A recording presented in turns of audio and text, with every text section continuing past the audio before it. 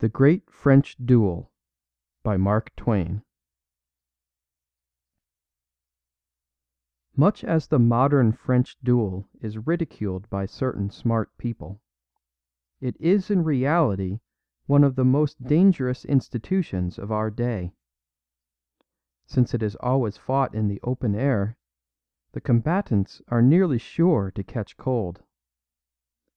Monsieur Paul de Cassagnac, the most inveterate of the French duelists, had suffered so often in this way that he is at last a confirmed invalid; and the best physician in Paris has expressed the opinion that if he goes on dueling for 15 or 20 years more, unless he forms the habit of fighting in a comfortable room where damps and draughts cannot intrude, he will eventually endanger his life. This ought to moderate the talk of those people who are so stubborn in maintaining that the French duel is the most health-giving of recreations because of the open-air exercise it affords. And it ought also to moderate that foolish talk about French duelists and socialist-hated monarchs being the only people who are immoral. But it is time to get at my subject. As soon as I heard of the late fiery outbreak between Monsieur Gambetta and Monsieur Fourtou in the French Assembly, I knew that trouble must follow. I knew it because a long personal friendship with Monsieur Gambetta revealed to me the desperate and implacable nature of the man. Vast as are his physical proportions, I knew that the thirst for revenge would penetrate to the remotest frontiers of his person. I did not wait for him to call on me, but went at once to him. As I had expected, I found the brave fellow steeped in a profound French calm. I say French calm because French calmness and English calmness have points of difference. He was moving swiftly back and forth among the debris of his furniture, now and then staving chance fragments of it across the room with his foot, grinding a constant grist of curses through his set teeth, and halting every little while to deposit another handful of his hair on the pile which he had been building of it on the table. He threw his arms around my neck, bent me over his stomach to his breast, kissed me on both cheeks, hugged me 4 or 5 times, and then placed me in his own armchair. As soon as I had got well again, we began business at once. I said I supposed he would wish me to act as his second, and he said, "Of course." I said I must be allowed to act under a French name, so that I might be shielded from obloquy in my country, in case of fatal results. He winced here, probably at the suggestion that dueling was not regarded with respect in America. However, he agreed to my requirement. This accounts for the fact that in all the newspaper reports, Monsieur Gambetta's second was apparently a Frenchman. First, we drew up my principal's will. I insisted upon this, and stuck to my point. I said I had never heard of a man in his right mind going out to fight a duel without first making his will. He said he had never heard of a man in his right mind doing anything of the kind. When he had finished the will, he wished to proceed to a choice of his last words. He wanted to know how the following words, as a dying exclamation, struck me: "I die for my God, for my country, for freedom of speech, for progress, and the universal brotherhood of man." I objected that this would require too lingering a death. It was a good speech for a consumptive, but not suited to the exigencies of the field of honor. We wrangled over a good many ante-mortem outbursts, but I finally got him to cut his obituary down to this, which he copied into his memorandum book, purposing to get it by heart: "I die that France might live." I said that this remark seemed to lack relevancy, but he said relevancy was a matter of no consequence in last words. What you wanted was thrill. The next thing in order was the choice of weapons. My principal said he was not feeling well, and would leave that and the other details of the proposed meeting to me. Therefore I wrote the following note and carried it to Monsieur Fourtou's friend. Sir, Monsieur Gambetta accepts Monsieur Fourtou's challenge and authorizes me to propose Plessis Piquet as the place of meeting, tomorrow morning at daybreak as the time, and axes as the weapons. I am, sir, with great respect, Mark Twain. Monsieur Fourtou's friend read this note and shuddered. Then he turned to me and said, with a suggestion of severity in his tone, "Have you considered, sir, what would be the inevitable result of such a meeting as this?" "Well, for instance, what would it be?" "Bloodshed." "That's about the size of it," I said. "Now, if it is a fair question, what was your side proposing to shed?" I had him there. He saw he had made a blunder, so he hastened to explain it away. He said he had spoken jestingly. Then he added that he and his principal would enjoy axes, and indeed prefer them, but such weapons were barred by the French code, and so I must change my proposal. I walked the floor, turning the thing over in my mind, and finally it occurred to me that Gatling guns at 15 paces would be a likely way to get a verdict on the field of honor. So I framed this idea into a proposition. But it was not accepted. The code was in the way again. I proposed rifles, then double-barreled shotguns, then Colt's Navy revolvers. These being all rejected, I reflected a while, and sarcastically suggested brickbats at 3/4 of a mile. I always hate to fool away a humorous thing on a person who has no perception of humor, and it filled me with bitterness when this man went soberly away to submit the last proposition to his principal. He came back presently and said his principal was charmed with the idea of brickbats at 3/4 of a mile, but must decline on account of the danger to disinterested parties passing between them. Then I said, "Well, I am at the end of my string now. Perhaps you would be good enough to suggest a weapon. Perhaps you have even had one in your mind all the time." His countenance brightened, and he said with alacrity, "Oh, without doubt, monsieur." So he fell to hunting in his pockets, pocket after pocket, and he had plenty of them, muttering all the while, "Now, what could I have done with them?" At last he was successful. He fished out of his vest pocket a couple of little things which I carried to the light and ascertained to be pistols. They were single-barreled and silver-mounted, and very dainty and pretty. I was not able to speak for emotion. I silently hung one of them on my watch chain, and returned the other. My companion in crime now unrolled a postage stamp containing several cartridges, and gave me one of them. I asked if he meant to signify by this that our men were to be allowed but one shot apiece. He replied that the French code permitted no more. I then begged him to go and suggest a distance, for my mind was growing weak and confused under the strain which had been put upon it. He named 65 yards. I nearly lost my patience. I said, "65 yards, with these instruments? Squirt guns would be deadlier at 50. Consider, my friend, you and I are banded together to destroy life, not make it eternal." But with all my persuasions, all my arguments, I was only able to get him to reduce the distance to 35 yards. and even this concession he made with reluctance, and said with a sigh, "I wash my hands of this slaughter.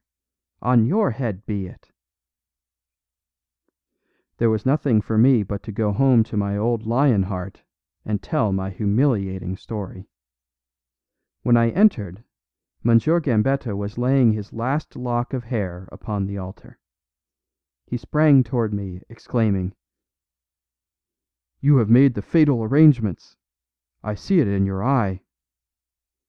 "I have." His face paled a trifle, and he leaned upon the table for support. He breathed thick and heavily for a moment or two, so tumultuous were his feelings. Then he hoarsely whispered, "The weapon! The weapon! Quick! What is the weapon?" "This." And I displayed that silver mounted thing. He cast but one glance at it, then swooned ponderously to the floor. When he came to, he said mournfully, "The unnatural calm to which I have subjected myself has told upon my nerves. But away with weakness. I will confront my fate like a man and a Frenchman." He rose to his feet and assumed an attitude which for sublimity has never been approached by man, and has seldom been surpassed by statues. Then he said, in his deep bass tones, "Behold, I am calm. I am ready. Reveal to me the distance." 35 yards. I could not lift him up, of course, but I rolled him over and poured water down his back. He presently came to and said, "35 yards? Without a rest? But why ask? Since murder was that man's intention, why should he palter with small details? But mark you one thing. In my fall the world shall see how the chivalry of France meets death." After a long silence he asked, "Was nothing said about that man's family standing up with him as an offset to my bulk? But no matter. I would not stoop to make such a suggestion. If he is not noble enough to suggest it himself, he is welcome to this advantage, which no honourable man would take." He now sank into a sort of stupor of reflection, which lasted some minutes. After which he broke silence with, "The hour. What is the hour fixed for the collision?" "Dawn, tomorrow." He seemed greatly surprised, and immediately said, "Insanity! I've never heard of such a thing. Nobody is abroad at such an hour." "That is the reason I named it. Do you mean to say you want an audience?" "It is no time to bandy words. I am astonished that Monsieur Fourtou should ever have agreed to so strange an innovation. Go at once and require a later hour." I ran downstairs, threw open the front door, and almost plunged into the arms of Monsieur Fourtou's second.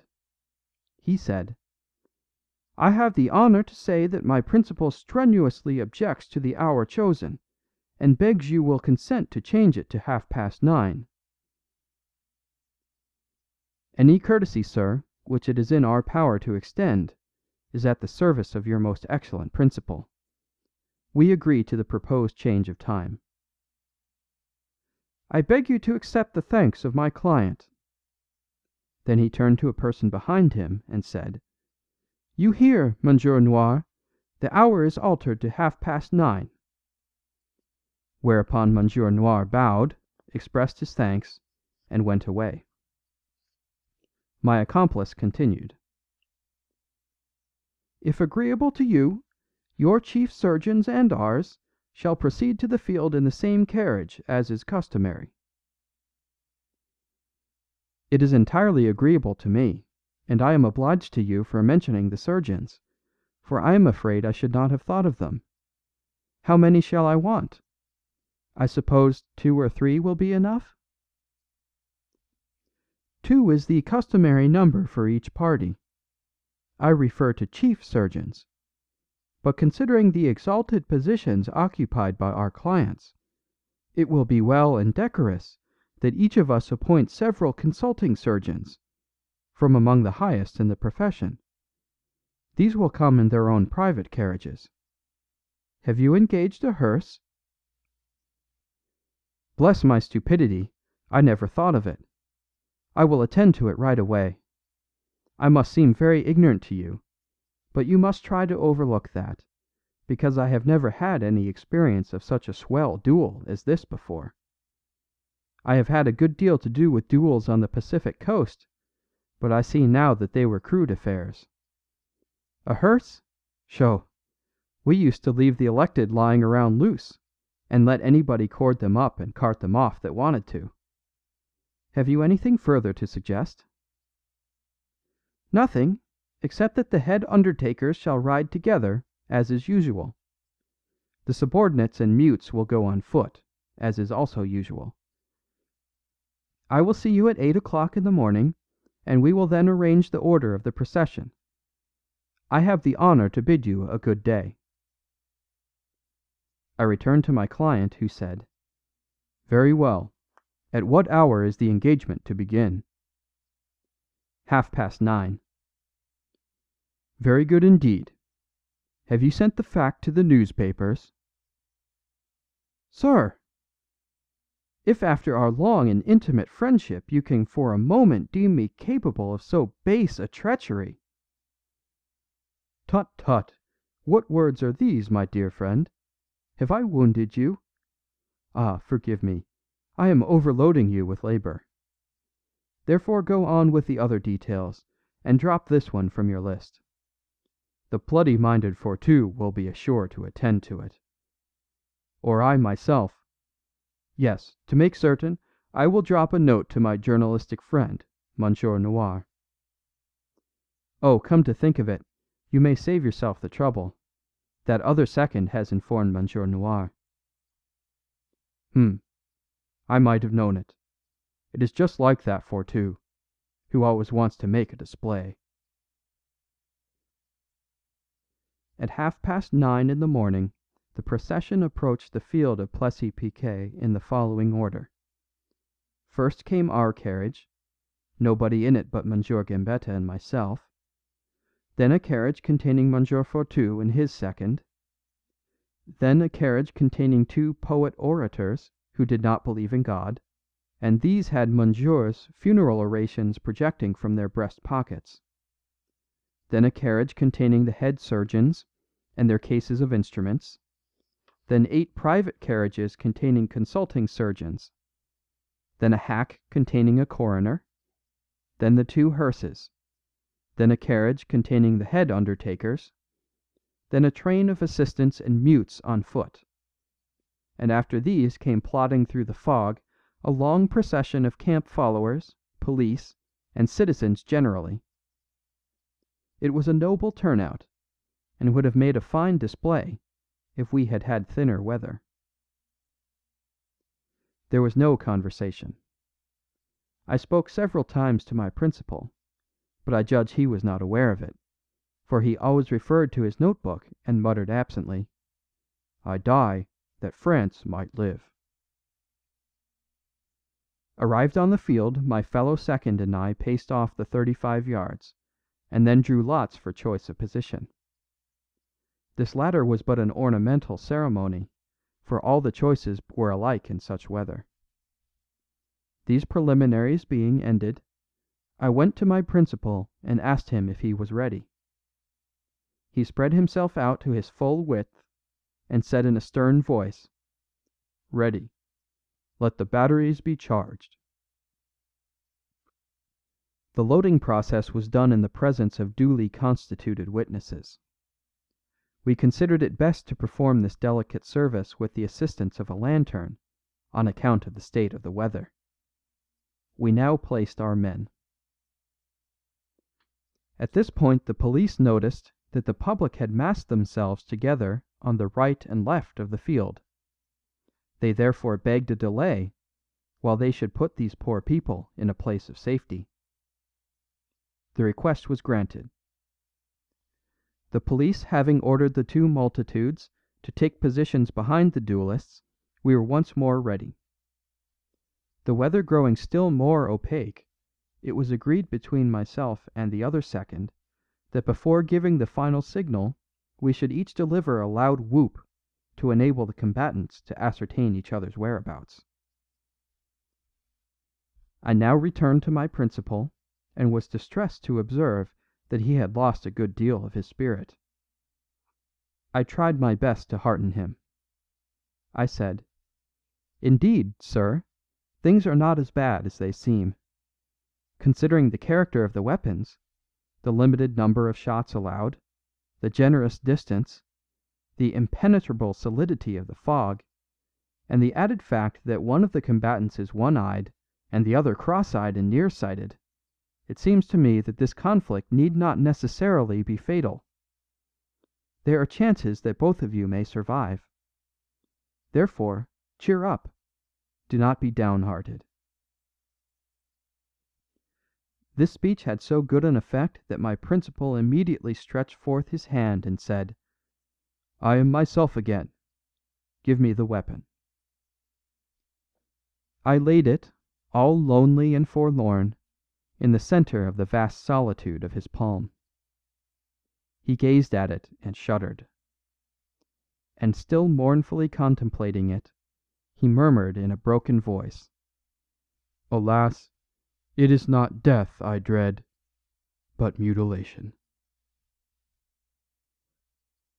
I heartened him once more, and with such success that he presently said, "Let the tragedy begin. Stand at my back. Do not desert me in this solemn hour, my friend." I gave him my promise. I now assisted him to point his pistol toward the spot where I judged his adversary to be standing, and cautioned him to listen well and further guide himself by my fellow second's whoop. Then I propped myself against Monsieur Gambetta's back, and raised a rousing "Whoopee!" This was answered from out the far distances of the fog, and I immediately shouted, "1, 2, 3, fire!" Two little sounds like spit, spit, broke upon my ear, and in the same instant I was crushed to the earth under a mountain of flesh. Bruised as I was still able to catch a faint accent from above, to this effect: "I die for perdition take it, what is it I die for? Oh, yes, France! I die that France may live." The surgeons swarmed around with their probes in their hands, and applied their microscopes to the whole area of Monsieur Gambetta's person, with the happy result of finding nothing in the nature of a wound. Then a scene ensued which was in every way gratifying and inspiriting. The two gladiators fell upon each other's neck, with floods of proud and happy tears. That other second embraced me. The surgeons, the orators, the undertakers, the police, everybody embraced, everybody congratulated, everybody cried, and the whole atmosphere was filled with praise and with joy unspeakable. It seems to me, then, that I would rather be a hero of a French duel than a crowned and sceptred monarch. When the commotion had somewhat subsided, the body of surgeons held a consultation, and after a good deal of debate decided that with proper care and nursing there was reason to believe that I would survive my injuries. My internal hurts were deemed the most serious, since it was apparent that a broken rib had penetrated my left lung, and that many of my organs had been pressed out so far to one side or the other of where they belonged that it was doubtful if they would ever learn to perform their functions in such remote and unaccustomed localities. They then set my left arm in two places, pulled my right hip into its socket again, and re-elevated my nose. I was an object of great interest and even admiration.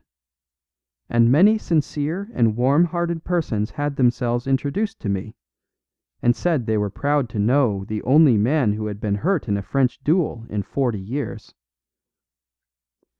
I was placed in an ambulance at the very head of the procession, and thus with gratifying éclat I was marched into Paris, the most conspicuous figure in that great spectacle, and deposited at the hospital.